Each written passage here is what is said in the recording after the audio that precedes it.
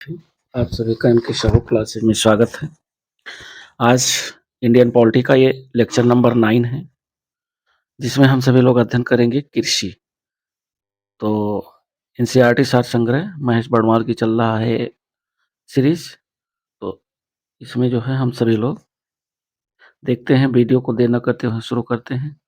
और चैनल पे अगर पहली बार हैं तो चैनल को सब्सक्राइब करिए और लाइक करिए तथा शेयर करें। वीडियो को शुरू करते हैं। पहला पॉइंट है जो कृषि के बारे में हम लोग देखते हैं।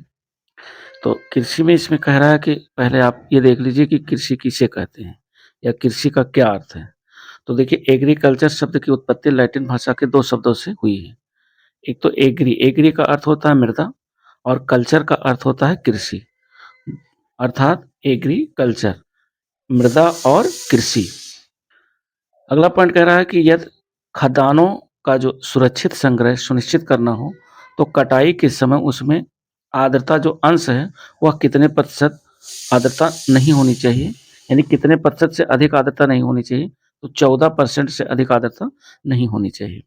नेक्स्ट पॉइंट कह रहा है कि भारत में ऋतु आधारित प्रमुख फसलें एवं बुआई की जो अवधि है उसको देख लेते हैं, क्योंकि यहाँ से क्वेश्चन आते ही आते हैं, प्रतिवर्ष पूछे ही जाते हैं कि रबी की फसल के बारे में बताइए, खरीफ की फसल के बारे में बताइए, जायद की फसलें कौन कौन सी हैं। तो सबसे पहले हम रबी की फसल देखते हैं। रबी की फसल एक शीतकालीन फसल है, शीत ऋतु में बोई जाती है। और प्रमुख फसलें कौन सी हैं रबी की फसल, कौन कौन है? गेहूँ रबी की फसल, जौ रबी की फसल, चना है, मटर है, सरसों है, मसूर है, राई है और आलू है। ये इतनी फसलें जो है रबी की फसलें हैं। बुआई की अवधि देख लेते हैं। ये अक्टूबर नवंबर में बोई जाती है और मार्च अप्रैल में काटी जाती है। जैसे सरसों इस समय कट रहा है और मटर कट रहा है, तो मार्च और अप्रैल में मिला करके गेहूँ की सारी की कटाई अप्रैल तक हो जाएगी। तो ये बुआई इसकी होती है अक्टूबर नवंबर में और कटाई चल रही है इसमें मार्च अप्रैल। अगली है जो खरीफ की फसल है। ये ग्रीष्मकालीन फसल है, नहीं बोई जाती है ग्रीष्मकाल में।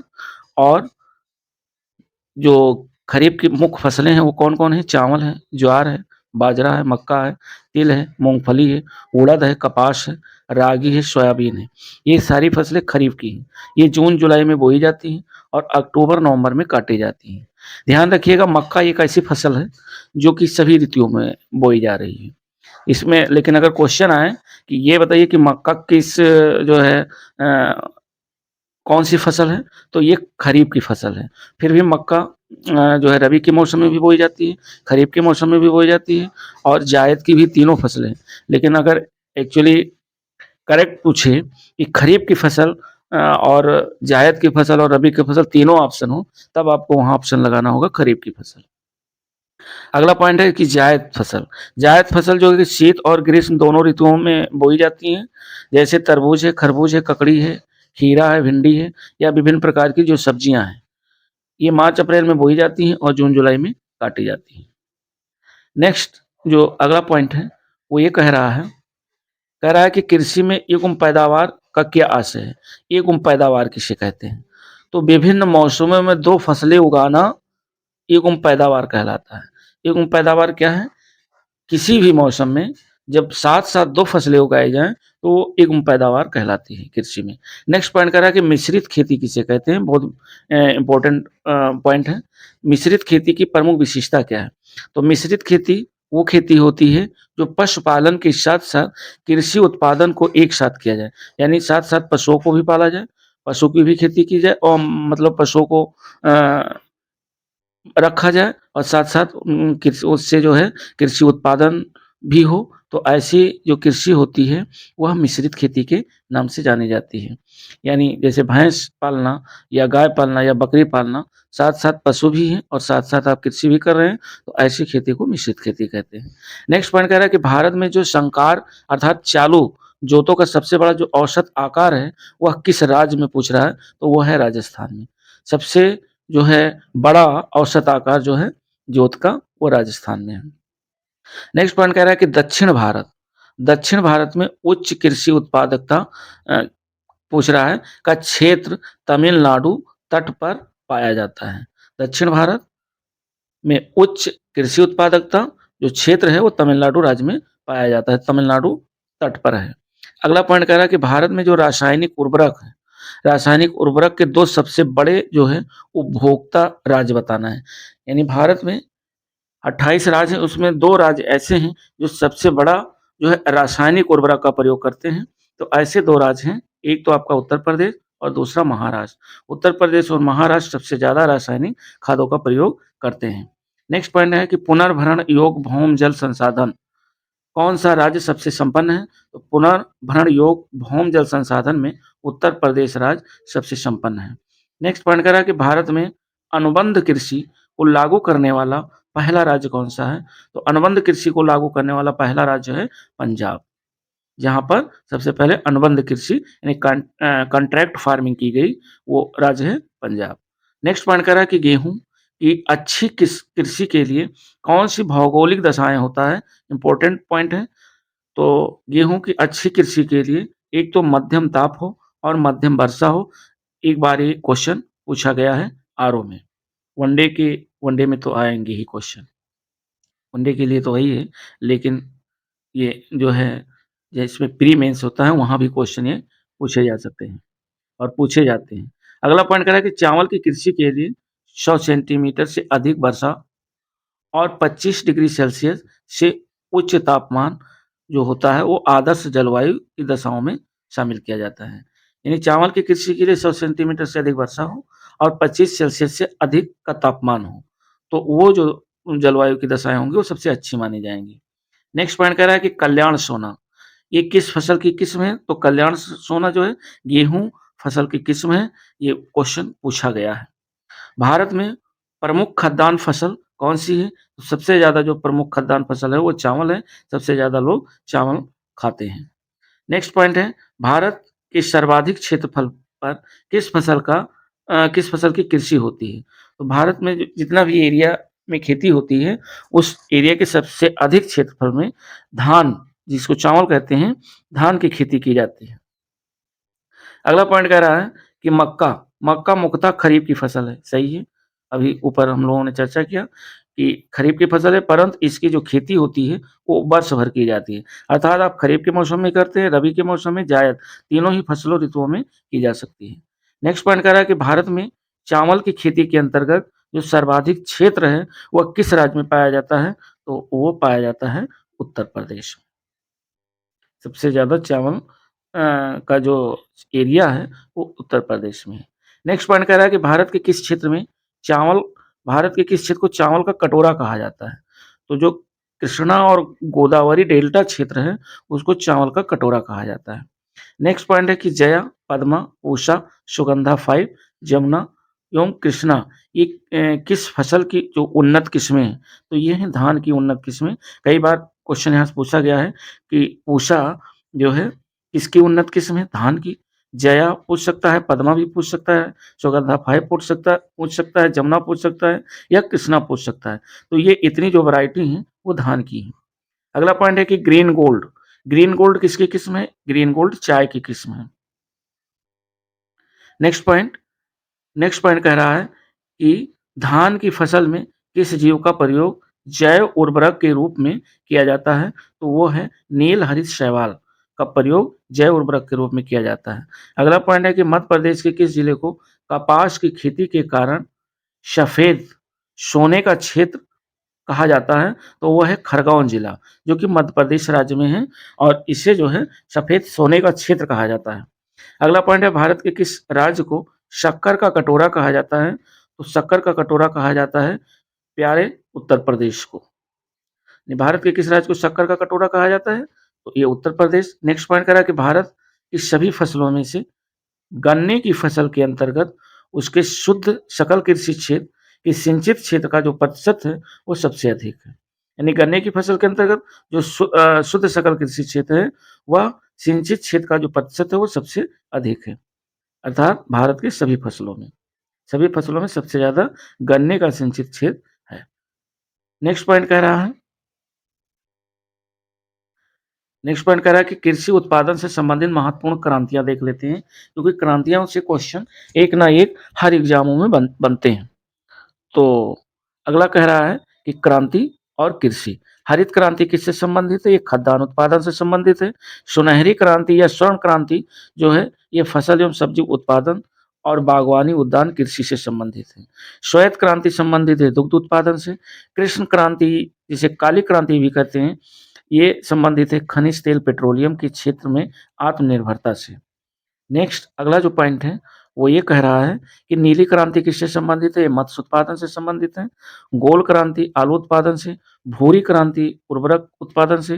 पीली क्रांति संबंधित है तिलहन उत्पादन से। रजत क्रांति संबंधित है अंडा उत्पादन से। इंद्रधनुषी क्रांति जो संबंधित है वो कृषि संबंधित समग्र क्रांति यानी नवीन कृषि नीति से संबंधित है।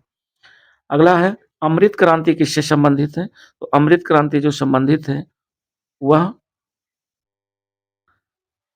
नदियों को जोड़ने की योजना से। अगला पॉइंट है कि सदाबहार क्रांति संबंधित है कृषि उत्पादन को दोगुना करना टिकाऊ कृषि के लिए। गुलाबी क्रांति संबंधित है प्याज उत्पादन, झींगा उत्पादन और मछली उत्पादन। लाल क्रांति संबंधित है मांस एवं टमाटर उत्पादन से। एक ना एक क्रांति हर एग्जाम में पूछी ही जाती है, इसलिए इन क्रांतियों जो फसल क्रांति हैं इन्हें जरूर देख लीजिएगा क्रांति और कौन सी क्रांति और किस कृषि से संबंधित है। अगला पॉइंट हम लोग देखते हैं कि बाजरे बाजरे की कृषि किस जलवायु में की जाती है? तो जो बाजरे की कृषि है वो उष्ण एवं शुष्क जलवायु में की जाती है। अगला पॉइंट है शुष्क भूमि के लिए जो सर्वाधिक उपयुक्त फसल है कौन सी है? तो ये है मूंगफली। बहुत इंपॉर्टेंट सा पॉइंट है, थोड़ा कृषि है बड़ा चैप्टर है तो 2-3 मिनट ज़्यादा हो सकता है, लेकिन इसे आप लास्ट तक जरूर देखिएगा। अगला पॉइंट है कि आस और बोरो ये दो वैरायटियां हैं। आस और बोरो ये कह रहा है किस फसल की किस्में हैं? तो ये धान की किस्म है। नेक्स्ट पॉइंट कह रहा है भारत में जो सोयाबीन का अग्रणी उत्पादन राज्य है, बहुत बार ये क्वेश्चन पूछा गया है, तो ये जो सोयाबीन का जो अग्रणी उत्पादन राज्य है वो है मध्य प्रदेश। अगला पॉइंट है कि कौशल किस फसल की जो उन्नत प्रजाति है वो है मूंगफली की। अगला पॉइंट कह रहा है कि प्रमुख कृषि जो है संगठन और इनका मुख्यालय देख लेते हैं, क्योंकि कृषि संगठन और मुख्यालय से एक क्वेश्चन जरूर आता है हर एग्जाम में। कृषि संगठन और इनके हेडक्वार्टर कहाँ है? देखिए भारतीय दलहन अनुसंधान संस्थान बहुत इंपॉर्टेंट है, ये कानपुर में है। Very important point. समेकित कीट प्रबंधन राष्ट्रीय केंद्र नई दिल्ली में है। अंतरराष्ट्रीय चावल अनुसंधान संस्थान मनीला में है, ये कई बार पूछा गया है। अर्ध शुष्क क्षेत्र रोहित अंतरराष्ट्रीय फसल अनुसंधान संस्थान ये हैदराबाद में है। सूखे क्षेत्रों में अंतरराष्ट्रीय कृषि अनुसंधान जो केंद्र है ये कहाँ है? ये अलेप्पो में है। और राष्ट्रीय कृषि एवं ग्रामीण विकास बैंक का हेडक्वार्टर मुंबई है। अंतरराष्ट्रीय मक्का और गेहूं की वृद्धि केंद्र कहाँ है? मैक्सिको में। अगला पॉइंट कह रहा है कि किस फसल में नाइट्रोजन संचित करने की क्षमता सबसे अधिक होती है? तो वो है दलहनी फसल। दलहनी फसलों में नाइट्रोजन संचित करने की जो क्षमता होती है वह सबसे अधिक होती है। नेक्स्ट पॉइंट हम लोग देखते हैं कि दलहनी फसलों में हेतु कोबाल्ट आवश्यक है तथा कोबाल्ट जो है राइजेबियम जीवाणु हेतु नाइट्रोजन स्थिरीकरण के लिए आवश्यक है। ये पॉइंट ध्यान रखिएगा। नेक्स्ट पॉइंट कह रहा है कि भारत को 3/4 से अधिक कच्चा रेशम किन राज्यों से प्राप्त होता है? तो वो प्राप्त होता है कर्नाटक से और आंध्र प्रदेश से। सबसे ज्यादा कर्नाटक से, उसके बाद दूसरे नंबर पर आंध्र प्रदेश। 3/4 जो आपका रेशम है वो इन्हीं दो राज्यों से प्राप्त होता है। अगला है नॉर्मन अर्नेस्ट बोरलॉग। ये एक कृषि वैज्ञानिक है जिन्हें हरित क्रांति का जनक पिता कहा जाता है। और ये किस देश से संबंधित है? तो ये संबंधित है संयुक्त राज्य अमेरिका से। यहाँ से 3 क्वेश्चन 3 टाइप से बन सकते हैं कि नॉर्मन अर्नेस्ट बोरलॉग ये जो है किस देश से संबंधित है? संयुक्त राज्य अमेरिका से। या हरित क्रांति का जनक किसे कहा जाता है? तो नॉर्मन अर्नेस्ट बोरलॉग को। ठीक है। अगला पॉइंट है कह रहा है कि हरित क्रांति से क्या अर्थ है या हरित क्रांति से आप क्या समझते हैं या इसका अभिप्राय क्या है? तो उच्च उत्पादकता वाले बीजों का प्रयोग कर उत्पादन बढ़ाना। जो उच्च उत्पादकता वाले बीज हैं उनका प्रयोग करके ज्यादा से ज्यादा उत्पादन बढ़ाना ही हरित क्रांति है। हरित क्रांति का सर्वाधिक लाभ किस फसल के उत्पादन एवं उत्पादकता दोनों में हुआ है? तो सबसे ज्यादा अगर देखा जाए तो गेहूं में हुआ है। नेक्स्ट पॉइंट कह रहा है कि हरित क्रांति में किस फसल का सर्वाधिक उत्पादन किया गया? तो हरित क्रांति में सबसे ज्यादा मैक्सिकन गेहूं का उत्पादन किया गया। अगला पॉइंट है सर्वाधिक जो विदेशी मुद्रा है वो किस नकदी फसल के निर्यात से प्राप्त होती है? तो सबसे ज़्यादा विदेशी मुद्रा भारत को जो है चाय के निर्यात से प्राप्त होती है। अगला पॉइंट है कि लाल विगलन किस फसल का रोग है, यानी रेड रॉट जो रोग है वो गन्ने की फसल में लगता है।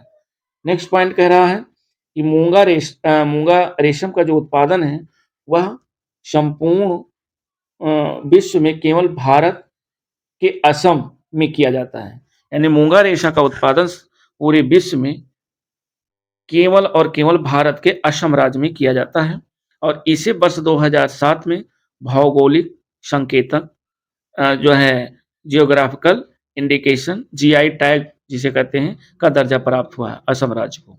अगला पॉइंट कह रहा है कि तिलहन प्रौद्योगिकी मिशन की स्थापना किस वर्ष की गई? ये की गई 1986 में।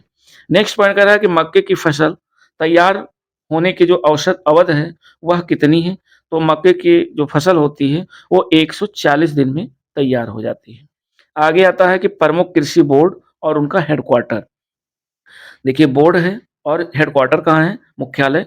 तो कॉफी बोर्ड का मुख्यालय बंगलुरु जो कि कर्नाटक में पड़ता है। रबड़ बोर्ड का मुख्यालय कोट्टायम है जो कि केरल राज्य में पड़ता है।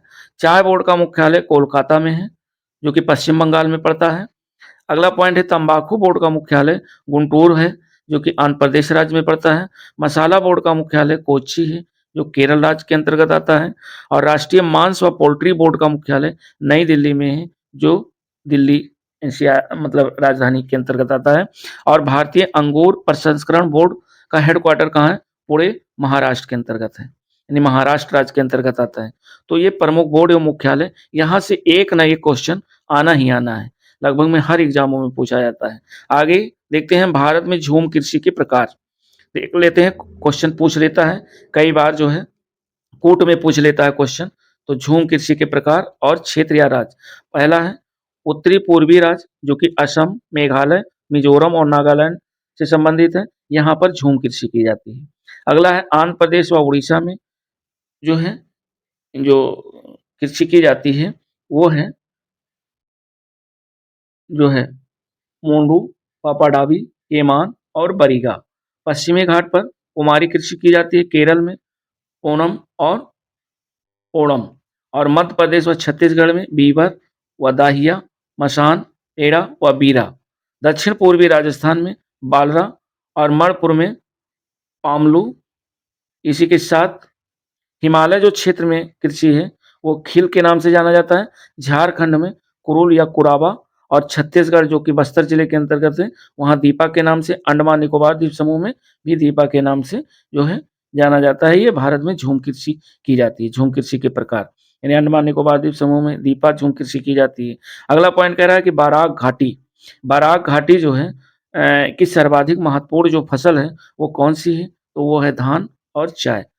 बराक घाटी में दो ही फसलें महत्वपूर्ण रूप से उगाई जाती हैं, धान और चाय। नेक्स्ट पॉइंट कह रहा है कि भारत के किस राज्य को मसालों का बगीचा कहा जाता है? तो वो केरल राज्य को कहा जाता है। वेरी इंपॉर्टेंट पॉइंट है। अगला कह रहा है कि लौंग पुष्पकली से प्राप्त होता है, ध्यान रखिएगा, और जिसकी सर्वाधिक जो खेती है वो केरल राज्य में की जाती है। लौंग पुष्पकली से प्राप्त होता है, कई बार ये पूछा भी गया है। और ये लौंग का सबसे ज़्यादा जो उत्पादन है वो केरल राज्य में होता है। अगला पॉइंट है भारत में जो काला सोना है, काला सोना के रूप में कौन सा मसाला जाना जाता है? तो ये काली मिर्च को काला सोना के नाम से जाना जाता है। अगला पॉइंट कह रहा है कि भारत का सर्वाधिक जो काजू है, काजू का उत्पादक राज्य कौन सा है? सबसे ज़्यादा काजू का उत्पादन करता है महाराष्ट्र राज्य। नेक्स्ट पॉइंट कह रहा है कि शक्तिमान फर्स्ट और शक्तिमान सेकेंड किस फसल की आनुवंशिक यानी परिवर्तित रूप है? तो ये मक्का की जो है आनुवंशिक परिवर्तित रूप है, शक्तिमान फर्स्ट और शक्तिमान सेकेंड। अगला पॉइंट कह रहा है कि वाणिज्यिक स्तर पर केसर केसर का जो उत्पादन है वो किस राज्य में होता है? तो सबसे ज्यादा जो है जम्मू कश्मीर राज्य में होता था, अब तो जम्मू और कश्मीर केंद्र शासित प्रदेश है। अगला पॉइंट कह रहा है कि चाय की खेती के लिए पहाड़ी ढाल के जो क्षेत्र हैं वहाँ वार्षिक वर्षा 200 सेंटीमीटर से अधिक तथा 24 सेल्सियस से 30 सेल्सियस का तापमान उपयुक्त माना जाता है। जो ढलान वाली एरिया है या ढलान क्षेत्र है जो कि चाय की खेती के लिए महत्वपूर्ण है, वहाँ का तापमान 24 सेल्सियस से 30 सेल्सियस। अगर वर्षा की बात करें तो 200 सेंटीमीटर से अधिक वर्षा होनी चाहिए। नेक्स्ट पॉइंट कह रहा है प्रसंस्करण हेतु आलू की जो सबसे अच्छी किस्म है वह कौन सी है? तो वह कुफरी चिप्सोना 2 ये जो है आलू की सबसे अच्छी किस्म है। नेक्स्ट पॉइंट कह रहा है कि ललित किस फसल की उन्नत किस्म है? तो ये अमरूद की उन्नत किस्म है। पूछा गया है 2 बार, तो ये ललित जो है ध्यान रखिएगा, ये एक उन्नत किस्म है, वैरायटी है अमरूद की। अगला पॉइंट कह रहा है कि उत्तराखंड में उगाया जाने वाला अनाज जिसे मड़ुआ के नाम से जानते हैं, जो कि कोदो देहाती भाषा में जैसे कह लीजिए या अवधी भाषा में कह लीजिए, कोदो इसको कहते हैं देहातों में, और इसका जो वह रियल नाम है वो मड़ुआ है। इसके निर्यात अधिकांशतः किस देश को किया जाता है? तो सबसे ज़्यादा जापान को किया जाता है। ये मोटे अनाज के अंतर्गत आता है, जो कि उत्तराखंड में सबसे ज़्यादा उगाया जाता है। बहुत पहले यहाँ उत्तर प्रदेश में भी बहुत ज़्यादा उगाया जाता था।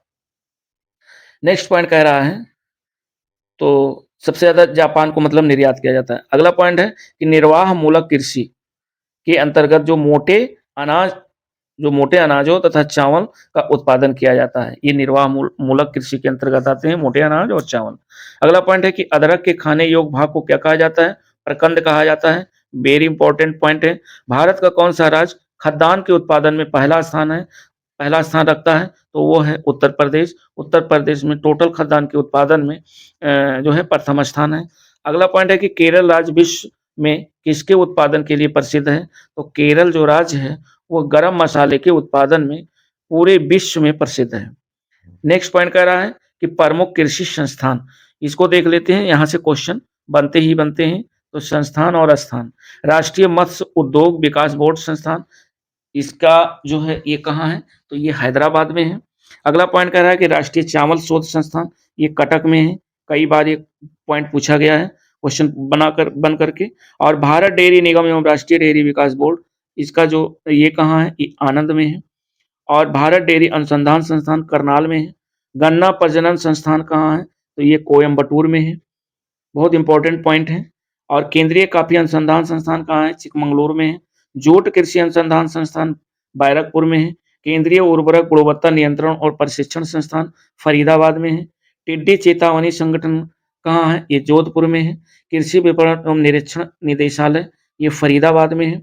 राष्ट्रीय पौध संरक्षण एवं प्रशिक्षण संस्थान हैदराबाद में है। चौधरी चरण सिंह राष्ट्रीय कृषि विपणन संस्थान जो है ये जयपुर में है। अगला है भारतीय चारागाह एवं चारा अनुसंधान संस्थान कहाँ है? तो ये आपका है झांसी में है। केंद्रीय चारा बीज अनुसंधान ओ बीज उत्पादन फार्म कहाँ है? ये हैसरघट्टा में है। विवेकानंद पर्वतीय कृषि अनुसंधानशाला अल्मोड़ा में है। केंद्रीय कृषि अनुसंधान संस्थान पोर्ट ब्लेयर में है। लघु किसान कृषि व्यापार संघ कहाँ है? नई दिल्ली में। राष्ट्रीय जैव उर्वरक विकास केंद्र, ये गाजियाबाद में है। पशु रोग जांच प्रयोगशाला जो है ये पुणे में है। पशु स्वास्थ्य एवं चिकित्सा जैविकी संस्थान कहाँ है? कोलकाता में है। पशु चिकित्सा और जीव विज्ञान संस्थान बेंगलुरु में है। पशु स्वास्थ्य संस्थान जालंधर में है। पशु चिकित्सा जैविकी ये गुवाहाटी में है। राष्ट्रीय पटसन एवं संबंधित रेशे अनुसंधान संस्थान कलकत्ता में है। तो और देखते हैं प्रमुख फसलों में राज्यों का स्थान देख लेते हैं, क्योंकि ये 19-20 का आंकड़ा है, तो 19-20 का है, फिर भी ये नया डाटा नहीं है। लेकिन देख लेते हैं कुल खाद्यान्न के उत्पादन में पहला स्थान उत्तर प्रदेश, दूसरा मध्य प्रदेश, तीसरा पंजाब। कुल दलहन उत्पादन में राजस्थान पहले नंबर, महाराष्ट्र दूसरे नंबर पर, मध्य प्रदेश तीसरे। कुल तिलहन के उत्पादन में राजस्थान पहले नंबर पर, गुजरात दूसरे नंबर पर और मध्य प्रदेश तीसरे नंबर पर। कुल मोटे अनाज के उत्पादन में राजस्थान का पहला स्थान है, कर्नाटक दूसरे नंबर पर और मध्य प्रदेश तीसरे नंबर पर। विभिन्न फसलों के उत्पादन में जो शीर्ष राज्य हैं उन्हें देख लेते हैं। चावल के उत्पादन में पश्चिम बंगाल नंबर 1 पे, उत्तर प्रदेश दूसरे नंबर, पंजाब तीसरे नंबर पर। गेहूं के उत्पादन में उत्तर प्रदेश पहले नंबर पर, मध्य प्रदेश दूसरी, पंजाब तीसरे नंबर पर। बाजरा के उत्पादन में राजस्थान का पहला स्थान है, उत्तर प्रदेश का दूसरा, हरियाणा का तीसरा स्थान है। मक्का के उत्पादन में कर्नाटक पहले नंबर पर, मध्य प्रदेश दूसरे नंबर पर, तेलंगाना तीसरे नंबर पर। चना के उत्पादन में राजस्थान का पहला स्थान है, मध्य प्रदेश दूसरे नंबर पर, महाराष्ट्र तीसरे नंबर पर है। अगला है अरहर, जिसे तूर कहते हैं, के उत्पादन में कर्नाटक पहले नंबर पर, महाराष्ट्र दूसरा स्थान है, उत्तर प्रदेश तीसरा। मसूर के उत्पादन में उत्तर प्रदेश पहले नंबर पर है, मध्य प्रदेश दूसरे नंबर पर, बिहार तीसरे नंबर पर है। मूंगफली के उत्पादन में गुजरात का पहला स्थान है, राजस्थान का दूसरा है और तमिलनाडु का तीसरा स्थान है। सरसों के उत्पादन में राजस्थान का पहला नंबर है, हरियाणा दूसरे नंबर पर, उत्तर प्रदेश तीसरे नंबर पर। सोयाबीन के उत्पादन में देखा जाए तो मध्य प्रदेश पहले नंबर पर है, महाराष्ट्र दूसरे नंबर पर, राजस्थान तीसरे नंबर पर। सूरजमुखी के उत्पादन में कर्नाटक का पहला स्थान, बिहार दूसरे नंबर पर, उड़ीसा तीसरे नंबर पर है। नेक्स्ट पॉइंट है कपास। कपास के उत्पादन में गुजरात पहले नंबर पर, तेलंगाना दूसरे, महाराष्ट्र तीसरे नंबर पर। जूट के उत्पादन में पश्चिम बंगाल, फिर बिहार, फिर असम। आलू के उत्पादन में उत्तर प्रदेश का दूसरे नंबर पर पश्चिम बंगाल, तीसरे नंबर पर बिहार। प्याज के उत्पादन में महाराष्ट्र, फिर मध्य प्रदेश, फिर कर्नाटक है। गन्ना के उत्पादन में उत्तर प्रदेश का पहला स्थान, दूसरा स्थान महाराष्ट्र, कर्नाटक का तीसरा स्थान है। नेक्स्ट और आखिरी पॉइंट देख लेते हैं कि भारत में दालों का सबसे बड़ा जो उत्पादक राज्य है वो मध्य प्रदेश है। भारत का सबसे बड़ा जो चाय उत्पादक राज्य है वो असम है। सोनालिका, अर्जुन एवं सोना किस फसल की उन्नत किस्में हैं? ये गेहूं की उन्नत किस्में हैं। पेंगिंग, पेंगिंग किस फसल के लिए लाभकारी प्रक्रिया है? तो ये है मूंगफली के लिए। मूंगफली के लिए अगला है झूम कृषि की एक पद्धति है जिसे कर्तन एवं दहन कृषि के नाम से जाना जाता है। कर्तन दहन कृषि कई बार जो है क्वेश्चन पूछा गया है, ध्यान रखिएगा। गहन कृषि से क्या तात्पर्य है? गहन कृषि का मतलब होता है न्यूनतम भूमि में अधिकतम उपज या उत्पादन किया जाए। अगला पॉइंट कह रहा है कि राजस्थान किस फसल का प्रमुख उत्पादन करता है? तो राजस्थान सबसे ज्यादा सरसों और बाजरे का उत्पादन करता है। भारत के कर्नाटक राज्य में जो सबसे अधिक कॉफी का उत्पादन किया जाता है, उसके बाद केरल में और उसके बाद तमिलनाडु में। यानी सबसे ज्यादा कॉफी का उत्पादन कर्नाटक में होता है, फिर केरल राज्य में और उसके बाद तमिलनाडु में। भारत में तिलहन का सबसे बड़ा जो उत्पादक राज्य है वो मध्य प्रदेश है। उकठा रोग ये कौन सी फसल को प्रभावित करता है? ये चना को प्रभावित करती है। और भारत में जूट की जो सर्वाधिक कृषि है वो किस राज्य में की जाती है? तो पश्चिम बंगाल में सबसे ज्यादा जूट का उत्पादन होता है। भारत का सबसे बड़ा जो कपास का उत्पादन करता है वो महाराष्ट्र करता है। अगला पॉइंट है कि भारत का सबसे बड़ा जो रबड़ तथा नारियल का उत्पादन करने वाला कौन सा है? वो है केरल राज्य। भारत के किस राज्य में कहवा, रबड़, तंबाकू की कृषि की जाती है? सबसे ज्यादा कर्नाटक में की जाती है। भारत में तंबाकू का सर्वाधिक जो उत्पादन है करने वाला जो राज्य है वो कौन सा है? तो तंबाकू का सबसे ज्यादा उत्पादन करता है आंध्र प्रदेश। पौधे उगाने के साथ ही मछली पालन कृषि जो मछली पालन है, मछली पालन करना साथ ही किस कृषि के अंतर्गत आता है? यानी पौधे भी उगाना और मछली भी पालन करना, तो ये एक्वापोनिक कृषि के अंतर्गत आता है। अगला है भारतीय चाय बोर्ड का जो हेडक्वार्टर है यानी मुख्यालय है वो कहाँ है? वो कोलकाता में है। नेक्स्ट पॉइंट कह रहा है कि भारत में 4 गन्ना उत्पादक जो राज्य हैं घटते क्रम में कह रहा है, तो सबसे ज्यादा गन्ने का उत्पादन उत्तर प्रदेश में होता है, फिर महाराष्ट्र, फिर कर्नाटक, उसके बाद तमिलनाडु में होता है। अगला पॉइंट कह रहा है किन 2 फसलों के उत्पादन में उत्तर प्रदेश का पहला स्थान पूछ रहा है, पहला स्थान है। तो गेहूं के उत्पादन में यूपी पहले नंबर पर, गन्ना के उत्पादन में उत्तर प्रदेश पहले नंबर पर। नेक्स्ट पॉइंट है कि अरंडी का जो बृहद उत्पादन होता है, अधिकतम उत्पादन होता है वो गुजरात राज्य में होता है।